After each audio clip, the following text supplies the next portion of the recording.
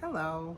So recently, a friend of mine who is also on a breast cancer journey, and she just finished her final radiation treatment, rang the bell and all, so yay for her.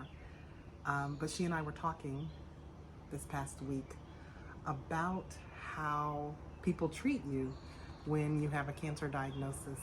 And we were comparing notes, and I think I've found that, and she and I had similar experiences, that there are a couple of different things that happen when you have a cancer diagnosis, um, and how people treat you. And that could be coworkers, it could be friends, it could be family members. But um, when we compared notes, what we found is there are people who completely ignore it. Like, it just isn't happening. They never mention it. Um, it's it's not happening. It's not happening. And then there are those who don't ignore it, but they're really kind of weird about it around you and weird with you, and kind of the dynamics of the relationship have changed, and nothing malicious at all. It's more out of, I'm sure, sometimes it is awkward and people don't know what to say because they don't know. Let me talk about myself. Maybe people don't know how I feel and whether I'm willing to talk about it, and so they don't want to trigger any emotions for me or talk about something that might be hard for me. And then there are others for whom you are completely defined by it, and it's the only thing that they have to talk to you about now. So I want to address all three of those, and let me do a big, gigantic caveat. What I'm about to say has been my experience. It was the experience of the friend that I was mentioning, that I talked to about this. But it may not be everybody's experience, and what I'm about to say that applies to me might not apply to everyone. You have to know the people that you're around, obviously, and it seems like I shouldn't say that. That maybe it's obvious, but I feel like I need to say that because this journey is so individual for everybody, and even online in some of the breast cancer support groups that I'm in, where it's one of the few places that I lurk online and haven't really been an active participant in. But because normally I'm a pretty active participant online in any groups that I'm in on social media. But I see women who are struggling with it and are very private about it. And so if you know that about your friend, your coworker, your loved one, your neighbor, then I think above all else, you center that person and what their needs are. But let me just give you my experience. So there are people who have just ignored it. I've shared with them that I have it. I don't expect anybody to do anything, but the ignoring of it, I think is in some of these relationships is so strange, because it's not a natural ignoring. So I would have expected someone to have called or sent a text or something. Again, none of this is malicious. I am, so when it comes to cancer, man, feelings are raw, and people might not know what to do. But I would say, for me, I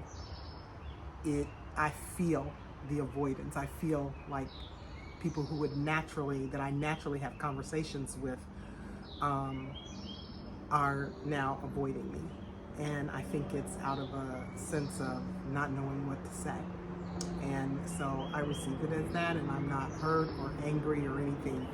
I'm just suggesting that if you know the person and you naturally have a relationship with them, and you would naturally, if in a work situation, you'd naturally be dropping by their office, or you would naturally be texting them something, or picking up the phone, calling them, then I would say, unless you've gotten information or signals to the contrary, to continue doing that. And to, if the person told you, if I told you that I have cancer, if I'm in that kind of relationship with you, then it's okay to acknowledge it with me or to me, okay? Then there's the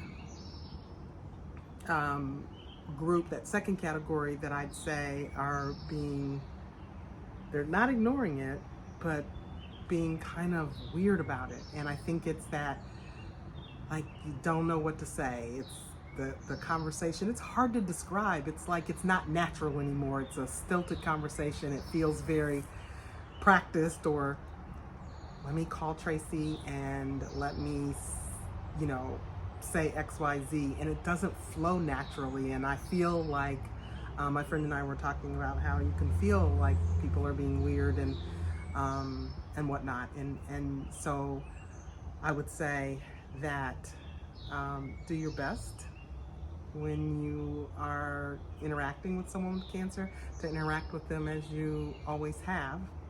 You don't need to practice words, and you don't need to feel that you can't have the same relationship with them. I would say take your cues from that person, okay? From the person with cancer. Because if they're quiet and don't want to talk about it, then don't talk about it with them. But so again, I'm always going to emphasize that you've got to take what I'm saying and apply it to your individual situation. But generally speaking, I would now say, being on the receiving end of this, is I'm still the same person, and I still value the same relationships. And so I hate that it might make someone feel awkward, but please try not to. I think that your loved ones, your friends, your coworkers are still the same people. And although they're dealing with something pretty monumental, I know that I value maintaining the same relationships that I've had.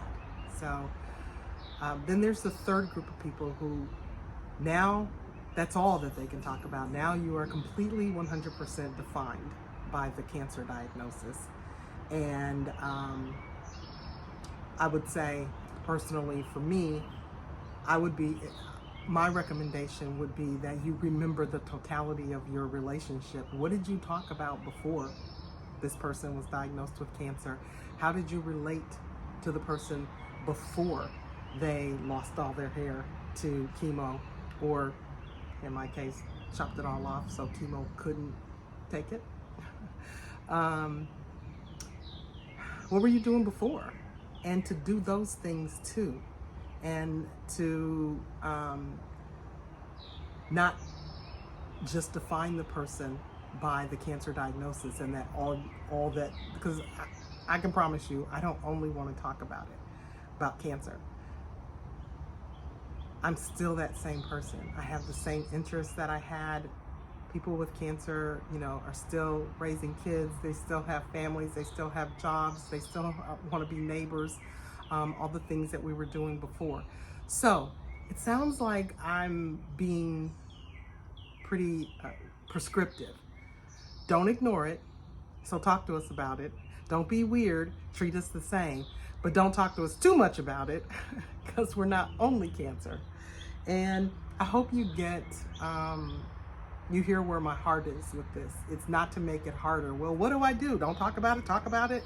I think that you, again, take your cues from the person, your friend, your family member, your coworker that has cancer.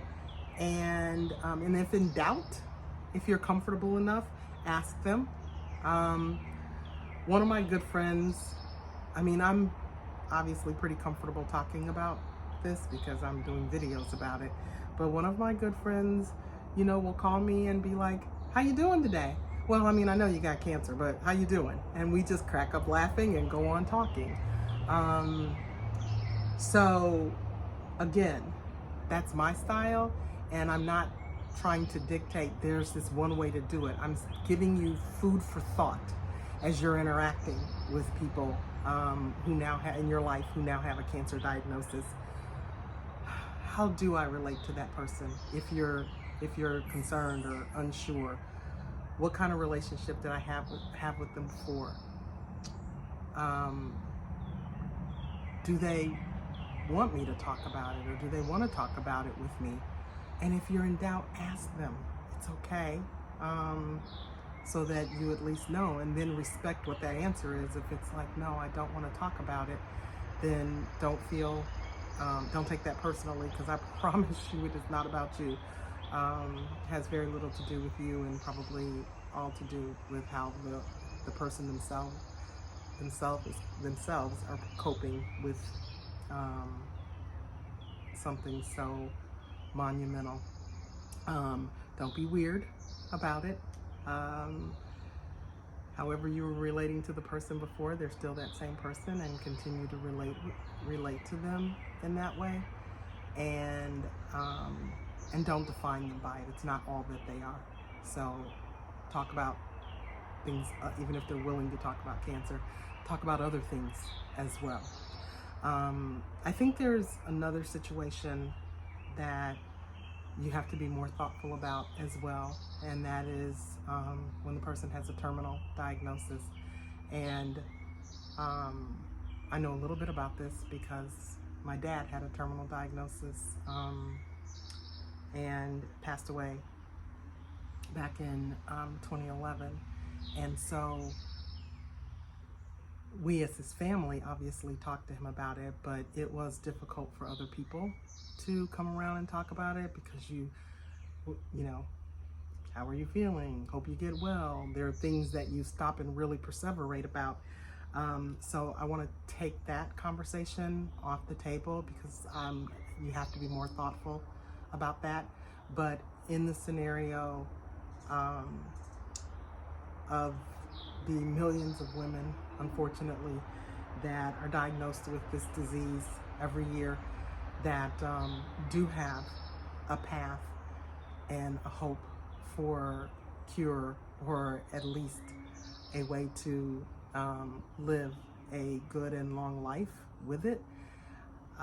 Again, be thoughtful, take your cues from that person, and think about how you were relating to the person pre-diagnosis, and also factor that in. And as for me, if you ever meet me, bump into me around, in the store, or if you're in the Atlanta, Georgia area, and you see me, say hi, and introduce yourself, and you're welcome to ask me about it.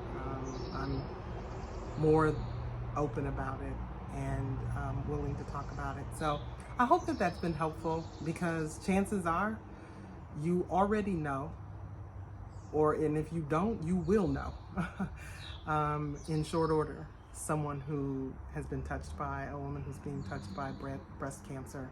I have been stunned at the magnitude. I intellectually knew it, but didn't in my gut really internalize just how many millions of women face this same journey that I'm on. And it sucks. But I'm headed to chemo this week. I was off last week, so I had a great week, and I've had a great week so far this week. But I will be having chemo later this week, and now I for sure know what to expect. So now the anxiety of I'm gonna be sick for a couple of days is present. But anyway, I appreciate you all always, and thank you for watching, and I hope you found this helpful. Talk to you later.